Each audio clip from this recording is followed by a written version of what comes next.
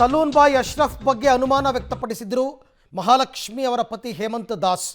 ಹಾಗಾಗಿ ಕೆಲವೊಂದು ದಾಖಲೆಗಳನ್ನು ಕರ್ಕೊಂಡು ಇವಾಗ ದಾಖಲೆ ಸಮೇತ ಅವರು ವೈಯಾಲಿ ಕಾವಲ್ ಪೊಲೀಸ್ ಸ್ಟೇಷನ್ಗೆ ಬಂದಿದ್ದಾರೆ. ಜೊತೆಯಲ್ಲಿ ಮಗನನ್ನು ಕೂಡ ಕರ್ಕೊಂಡು ಬಂದಿದ್ದಾರೆ. ದೃಶ್ಯದಲ್ಲಿ ತಾವೀಗ ಗಮನಿಸ್ತಾ ಇದ್ದೀರಾ.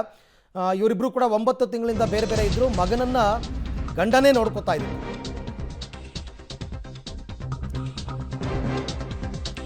ಎಲ್ಲ ಆಯಾಮಗಳಲ್ಲೂ ವೈದ್ಯರಿಂದ ತಪಾಸಣೆಯಾಗಿದೆಯಂತೆ.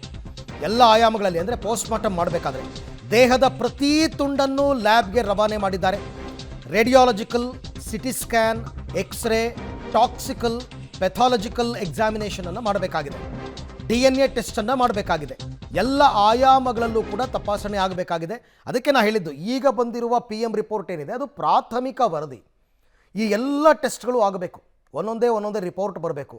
ಆಗ ನಿಖರವಾದ ಕಾರಣ ಏನು ಎತ್ತ ಅಂದರೆ ನಾನು ಬೆಳಗ್ಗೆ ಹೇಳ್ತಾ ಇದ್ದೆ, ಸಾವಿಗೇನು ಕಾರಣ, ಕೊಲೆಗೇನು ಕಾರಣ ಅಂತ 2 ಆ್ಯಂಗಲ್ಗಳಿರ್ತವೆ. ಸೊ ಆ ಆ್ಯಂಗಲ್ನಲ್ಲಿ ತನಿಖೆಯನ್ನು ಕೈಗೊಳ್ತಾರೆ.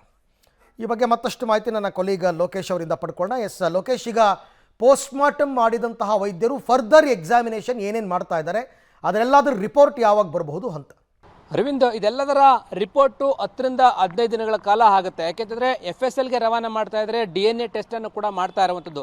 ಪ್ರಮುಖವಾಗಿ ಇಲ್ಲಿ ವೈದ್ಯರು ತಿಳ್ಕೊಳ್ಳೋದಕ್ಕೆ ಮುಂದಾಗಿರುವಂಥ ವಿಚಾರ ಅಂತಂದರೆ, ಈತ ಕೊಲೆ ಮಾಡೋದಕ್ಕೂ ಮುಂಚಿತವಾಗಿ ಪ್ರಜ್ಞೆ ತಪ್ಪಿಸಿ ಏನಾದರೂ ಕೊಲೆ ಮಾಡಿದಾನ, ಏನಾದರೂ ಇಂಜೆಕ್ಟ್ ಏನಾದರೂ ಮಾಡಿದಾನ, ಜೊತೆಗೆ ಮತ್ತು ಬರೋಂಥ ಔಷಧಿ ಏನಾದರೂ ಕೊಟ್ಟಿದ್ದಾನ, ಇದನ್ನು ಪತ್ತೆ ಹಚ್ಚಲಿಕ್ಕೆ ವೈದ್ಯರೀಗ ಮುಂದಾಗ್ತಾ ಇರುವಂಥದ್ದು. ಮತ್ತೊಂದು ವಿಚಾರ ಅಂತಂದರೆ, ಈಕೆಗೆ ಏನಾದರೂ ಕಾಯಿಲೆ ಇತ್ತ, ಅದು ಆ ಆ್ಯಂಗಲ್ನಲ್ಲೂ ಕೂಡ ಟೆಸ್ಟ್ ಮಾಡಲಿಕ್ಕೆ ಮುಂದಾಗ್ತಾ ಇರುವಂಥದ್ದು. ಹಾಗಾಗಿ ಪ್ಯಾಥಲಾಜಿಕಲ್ ಟೆಸ್ಟನ್ನು ಕೂಡ, ಎಕ್ಸಾಮಿನೇಷನನ್ನು ವೈದ್ಯರು ಮಾಡಲಿಕ್ಕೆ ಪ್ರತಿ ದೇಹದ ಅಂಗಾಂಗವನ್ನು ಕೂಡ ಈಗ ರವಾನೆಯನ್ನು ಮಾಡಿರುವಂಥದ್ದು. ಆ ರಿಪೋರ್ಟ್ಗಳನ್ನು ಬರಲಿಕ್ಕೆ ಅಂದರೆ ಈ FSLಗೆ ಹೋಗಿರುವಂಥ ರಿಪೋರ್ಟು 4-5 ಡೇಸಲ್ಲಿ ಸಿಗುತ್ತೆ.